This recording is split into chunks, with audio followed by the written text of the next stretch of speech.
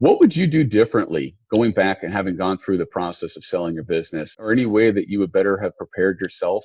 I always say the one thing I wish I would have done different, and the brokers, right?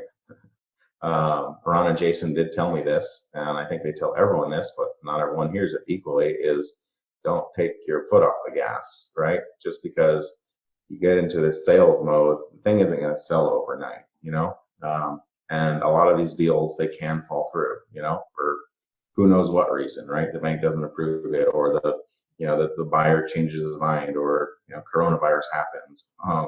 So there's lots of reasons they can drop out. So don't think of it as, halfway, 1 foot in, 1 foot out. Keep both feet in the business until the day you get that transfer.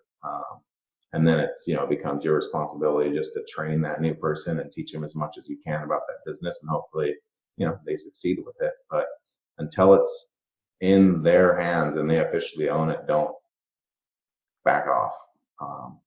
And I did that. I backed off. I was like kind of in, yay, let's get out of this mode. Like counting my days till payday.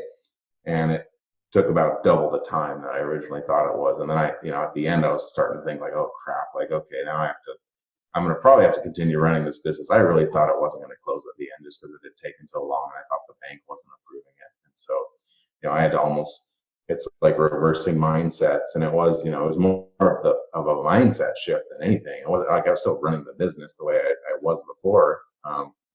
But maybe I wasn't as aggressive on, advertising efforts, or maybe I wasn't as aggressive on launching new products. I think I only launched like 2 SKUs like the final year at exit, where before I was, and these are like the lifeblood of these businesses that are launching new SKUs. I kind of backed off. I just kept them in the pipe, so then, towards the end, I was like, oh crap, I'm going to have to like over launch SKUs now, I'm going to have to launch all these ones that I have pent up. And, it ended up all closing, but I think we did reduce the value in the end because of me backing off, of certain things. There was a decrease in value in the business in the last 90 days of it, basically. So. Yeah, I'm glad Jason and Ron had mentioned that to you. They've drilled it into me and any of the calls that I listen in on, and in their podcast on deal closures too. There's a whole conversation about that, is not letting up and having that trajectory of sales continue on the growth. And I get a lot of people that reach out to me, and buyers that are looking for motivated sellers, and sellers that aren't profitable, that are trying to sell for these grand values. And I think the reality of what we see with website closers is there's plenty of buyers that are interested in businesses that are profitable and that are continuing to grow their profit.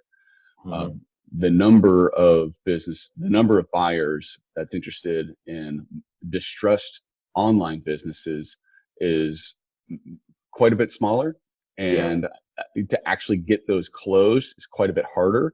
And I think the incentive for the incentive for a broker is closely aligned with that of a seller who has a profitable business.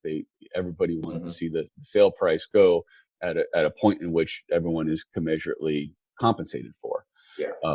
The buyers that are interested in motivated deals or distressed businesses, I don't know many brokers that will represent those. And it's kind of similar in real estate too. Like there's some real estate agents that will represent distressed and motivated sellers, but often it's investors that are they're having to cherry pick and hunt their own deals to get to those motivated sellers. Be sure to subscribe and hit the bell for notifications about new videos and interviews.